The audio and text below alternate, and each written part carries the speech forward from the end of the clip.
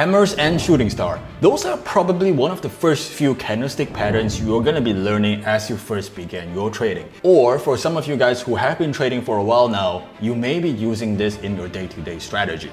And just in case you do not know exactly what they are, what we have right here is a classic example of a hammer. Usually what tends to happen is traders would see this as a very bullish signal, signaling that there is a lot of buying momentum, and then looking for a buy as a hammer form. And in the perfect world, a hammer like this would see a very quick move towards the upside, heading to the take profit area. And this right here is the opposite of what a hammer is. This is a shooting star, signaling that there is selling momentum involved and it might get very bearish. And typically, traders would expect something like this to happen once they see a shooting star, hoping that price would continue to go down like this, down lower, lower, and lower, all the way to hell, visiting Lucifer. Now sometimes, Lucifer is not going to be too happy about that, which is why sometimes you would see the perfect scenario and the trade still doesn't play out. Looking at this hammer right here, if someone were to take a buy off this hammer, like this, the trade would very quickly turn around. So that's exactly what I'm going to be covering in this video. I'm gonna show you the 3-step process that I take, which is going to help you increase your winning probability when you're trading shooting stars or hammers. Oh yeah, and before we get started, make sure to hit the like button, subscribe if you haven't already, turn on the notification bell, and let's get started. Alright, so the first question you probably would have is, why is it called a shooting star? Or why is it called a hammer? Personally, I have the same question. So if you do have that question, just leave them in the comment section below because someone may know the answer to it. But in all seriousness, when it comes to reversal candles like this, I typically look for a couple of things. The first step I would take is making sure that we are following a trend. Now right here, I'm looking at the Euro USD chart on the 15-minute time frame, and things are looking like it's in a downtrend. We can clearly see that because I'm using the 100 EMAs and we are clearly below the moving averages, signaling that we are in a downtrend. So that's step number 1. Step number 2 is making sure that there is some sort of support and resistance at the area where I'm trying to trade the reversal candle. So in this case, I see a low right here, I see a couple of highs right here, and if I connect them to the right, we see that price is slowly moving up back into the SNR area and we are forming a shooting star. Alright, once that has happened, I'm gonna head on to the 3rd step, and that's where the secret lies. In this case, that secret lies on the 5-minute time frame. Okay, we are going to use multi-time frame analysis to confirm that things are turning around. Okay, because usually on the lower time frame, it's gonna show you or give you clues that things are turning around before the higher time frame does. Okay, so what we're going to be doing here is we're going to go to the 5-minute time frame, and I'm going to show you exactly where we are. Okay, so on the 5-minute time frame, what we are able to see is this is the move up that corresponds to this area right here, and this final move towards the upside is right around here. And the zone that we're looking at, if I were to draw that out, would look like something like this. Okay, now the main thing I want to draw your attention to is how this final move towards the upside happened. It happened in 2 swings. We have one move up, a pullback. We can clearly see that pullback because there are strong sellers involved there. The next move towards the upside came down, tried to push higher, and then crashed. What you can essentially see here, if I were to remove the candlesticks, is an uptrend that went from this low to this high, this low to this high, essentially making higher highs and higher lows. And at this point, stopped making higher highs and then made a lower low. And that right there is the first sign of a reversal happening. When you see something like that and couple that with the fact that on the 15-minute time frame, it's showing you there is a very bearish candle. We are in a downtrend and we have the support of the SNR. This increases the odds of this shooting star performing. So what you want to do next in situations like this is get onto the sell as price comes back. In this case, your sell would happen right around here. Stop loss would be above this high right there, and you would take your trade all the way down to the recent low. If I were to show you how this looks like on the higher time frame, it will look something like this. You would get in around there, stop loss below, and if we play this out, it will look something like this. Price would hang around that area and then head on to target. It's a very, very simple 3-step process. Now I want to show you an example where it looks perfect, yet it would still fail. So clearly, you understand how important multi-time frame analysis is. And speaking of which, I'm actually hosting a webinar around this next coming Wednesday, 24th of September, 8 a.m. New York City time. This is gonna be a private webinar, so make sure to cop a seat below in the link in the description. I'll see you there. Cheers. Now back to the video. So let's head on to the next pair we have in line, which is Euro USD, and let's first follow the few steps that we have. The first step is making sure that we are in an uptrend. Clearly we are, because we are above the moving averages. Second step is making sure that we are being supported by some sort of SNR. In this case, we do see a level right here. And if we extract that out towards the right, we see that it's being supported multiple times and being used as both resistance and as support.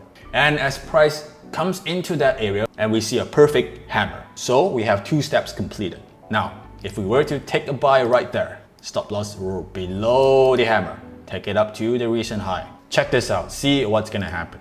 Price is gonna hold for a few bars right here and then boom, stop loss. Why is that the case? Because we did not do step 3. Step 3 is making sure that on the lower time frame we have a change of structure. So I'm gonna show you exactly what that looks like on the lower time frame. This right here corresponds to this high, and this hammer right here corresponds to this area right here. By the time this candle closes on the 15-minute time frame, we are looking at this bullish bar right here. What this is telling you is, on the lower time frame, on the 5-minute time frame, we are still in a full-blown downtrend. Price is just making lower lows, lower highs, lower lows, lower highs, lower low, lower highs right around here, and then at this stage is where the hammer forms on the higher time frame. But on the lower time frame, there is no change of structure, there is no signaling of a trend reversing. This lower time frame trend is still continuing the move down. If you see something like that on the lower time frame, that's not a hammer you want to be taking. Now the story would be different if we have a move up like this. If we have a move up like that, fine, the trend has changed. Now it's worth taking the risk on the higher time frame, taking a buy after the hammer. But if that hasn't happened, you want to stay away from buying. And I want to show you another perfect example which looks perfect to the naked eye on the higher time frame. Let's have a look at the gold market right here, and we are transitioning into a downtrend, right? We are below the moving averages. And what else do we have? We have a support and resistance area right around there. It's a perfect flip level being used as support once, now being used as resistance. Now, if we really zoom in here, we can clearly see a very, very good looking shooting star. Now, if you are a range trader, this might look like a range trade, trying to trade from this high to this low right here. In any circumstances, this looks like a very good looking reversal candle. However, despite having those 2 things checked on the higher time frame, on the lower time frame, it does not look good. So let me show you exactly how that looked like on the lower time frame. Now on the lower time frame right here, we can see this swing towards the upper side is this swing right here. And if I were to draw out the level, it will look something like this on the left. Now this white line right here marks the close of this shooting star on the 1-hour time frame. But pay close attention.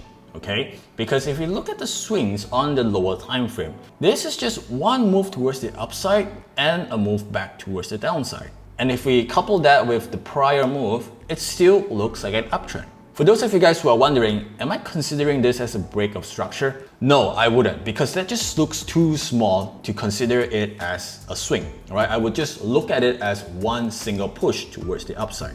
And by the time this move came down, it looks like a shooting star on the higher time frame. But now you know on the lower time frame, there's no sign that tells you things are turning around. And because of that, you wouldn't be taking a sell position like this. Because if you do, you would get a very, very quick stop loss, just like that. And you would be able to avoid that if you understand that on the lower time frame, there is no change of structure. The trend is still strong on the lower time frame. All right, so let's have a look at one final pair. I have a perfect example to show you. Now this right here is the Aussie CAD on the 5-minute time frame.